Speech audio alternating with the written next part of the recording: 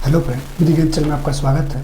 दोस्तों, आज हम इस वीडियो में लिव इन रिलेशनशिप के बारे में जानेंगे। सबसे पहले हम जानेंगे क्या होता है लिव इन रिलेशनशिप। दूसरा ये जानेंगे लिव इन रिलेशनशिप क्या अपराध है। तीसरा जानेंगे लिव इन रिलेशनशिप पर भारतीय कानून और सुप्रीम कोर्ट का क्या नियम शर्त है। चौथा है लिव इन में पैदा बच्चा का संरक्षण। और पांचवा लिव इन में शादीशुदा व्यक्ति का वैधानिक। और छठा है लिव इन रिलेशनशिप में क्या महिला 376 का मुकदमा दर्ज करा सकती है। इन 6 पॉइंट को हम बहुत ही सरल शब्दों में और बहुत ही आसानी से समझने वाले हैं। तो दोस्तों, आप लोग जुड़े रहिएगा और इस वीडियो को अंत तक जरूर सुनिएगा।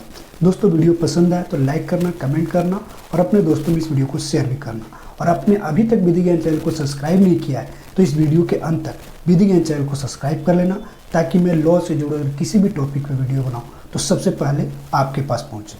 आइए हम सबसे पहले जानते हैं क्या होता है लिव इन रिलेशनशिप। तो 21वीं सदी के भारत में लिव इन रिलेशनशिप का चलन बढ़ता जा रहा है। कामकाजी यानी नौकरी पेशा करने वाले नौजवान शादी के स्थान पर लिव इन रिलेशनशिप को ज़्यादा बढ़ावा दे रहे हैं। इसलिए यह कहा जा सकता है कि यह बड़े शहरों में ज़्यादा प्रचलित हो गया है, जहाँ महिला पुरुष बिना शादी एक साथ रहने के लिए तैयार हैं। इस व्यवस्था को लिव इन रिलेशनशिप कहा जाता है।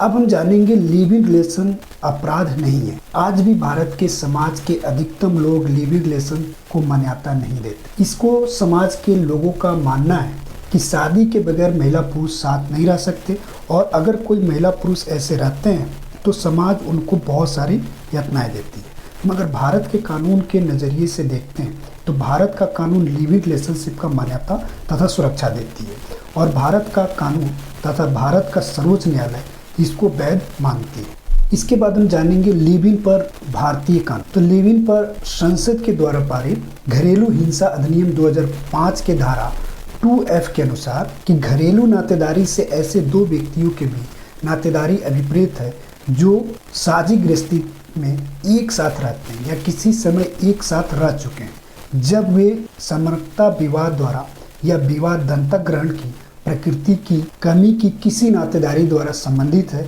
या एक अविभक्त कुटुंब के रूप में एक साथ रहने वाले कुटुंब के सदस्य। घरेलू हिंसा अधिनियम 2005 के धारा 2F के अनुसार यह प्रतीत होता है कि लिव इन रिलेशनशिप को भारत के संसद द्वारा पारित कानून में भी स्थान दिया है। इस धारा के अतिरिक्त भारत के सर्वोच्च न्यायालय यानी सुप्रीम कोर्ट के विचार भी लिव इन रिलेशन को मान्यता देते हैं, तथा लिव इन रिलेशनशिप को किस कंडीशन यानी किस शर्तों में माना जाएगा यह वैध लिव इन रिलेशनशिप है, इसको भी देखते हैं। तो सुप्रीम कोर्ट में इंदिरा शर्मा बनाम वीवी शर्मा 2013 का एक मैटर आया था, जिस मामले में कुछ महत्वपूर्ण बिंदु दिया। जो सबसे पहले साथ रहने की कोई अवधि। सुप्रीम कोर्ट का मानना है कि लिव इन में रहने वाले को कुछ युक्त अवधि तक साथ रहना जरूरी है। यह नहीं कि 1 या 2 दिन साथ रहने के बाद यह समझा जाएगा कि दोनों पक्षकार लिव इन रिलेशन में रहें। इसके लिए महीना या 2 महीना रहना जरूरी है। दूसरा था एक घर में रहना। लिव इन रिलेशन के पक्षकारों को एक घर में रहना आवश्यक है, तथा एक छत के नीचे रहना जैसे माना जाना चाहिए कि दोनों एक घर में रहते हैं। तीसरा है एक ही घर की वस्तुओं का उपयोग। लिव इन रिलेशन के पक्षकारों को एक घर में रहते हुए घर के सामानों का दोनों का इस्तेमाल जरूरी है। चौथा है घर के कामों में सहायता। लिव इन रिलेशन के पक्षकारों को घर के कामों में एक दूसरे का सहायता करना चाहिए। पांचवा, समाज के लोगों को लगे दोनों एक साथ रहते हैं। लिव इन के पक्षकारों को पति पत्नी के भांति एक घर कमरा को साझा करनी चाहिए। दोनों का घर में रहने का इंटेंशन होना चाहिए, उनका मन होना चाहिए, तथा वे दोनों आपस में शारीरिक संबंध भी बनाते हैं, क्योंकि दोनों को पति पत्नी के भांति रहना है तो संभव है कि दोनों की शारीरिक संबंध बनना चाहिए, ताकि समाज को लगे कि दोनों पति पत्नी की तरह रहते हैं। छठा है बच्चों को प्यार।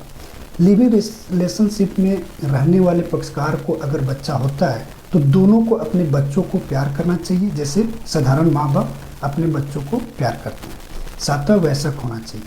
लिव इन रिलेशनशिप में रहने वाले पक्षकार को वयस्क यानी अडल्ट होना जरूरी है, जो भारतीय वयस्क अधिनियम के अंतर्गत 18 वर्ष की आयु माना गया है। आठवां है स्वस्थ चित्त। लिव इन रिलेशनशिप के पक्षकारों को साउंड माइंड होना होगा।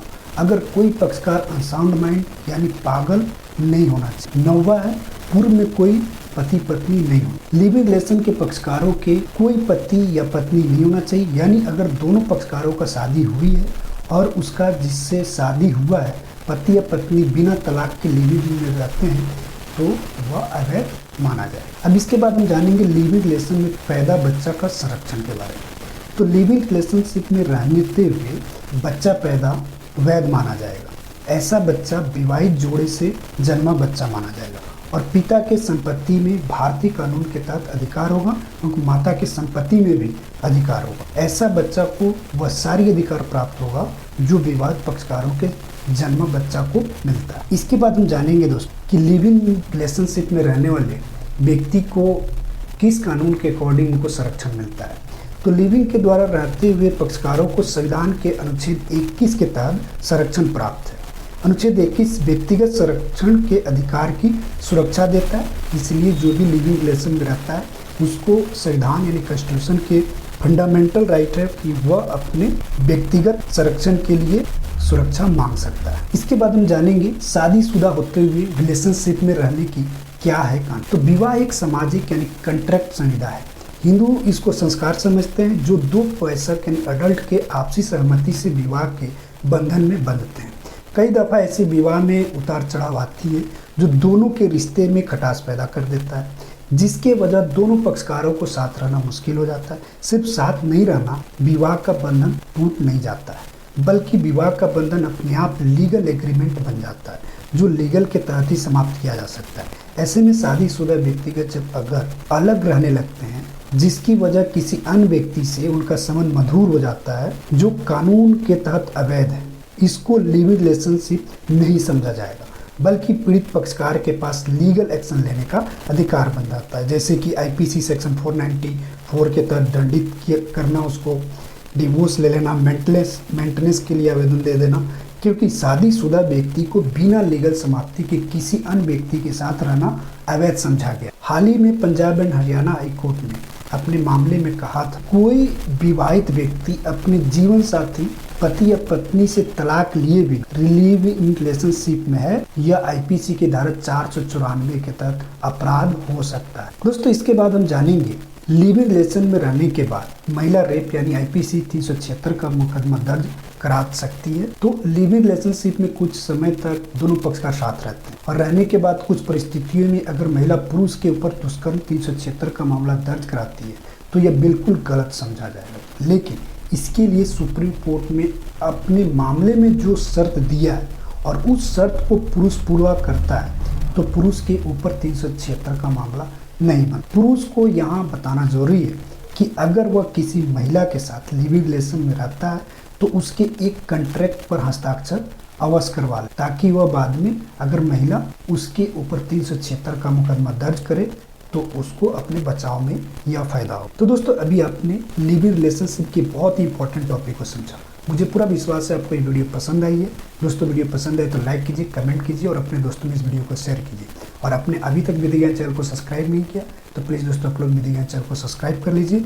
मैं नेक्स्ट टॉपिक नई धाराओं को बहुत जल्द लेके आप लोग के बीच में आऊँगा। आपको मेरे इस वीडियो सुनने के लिए बहुत बहुत धन्यवाद। Thank you.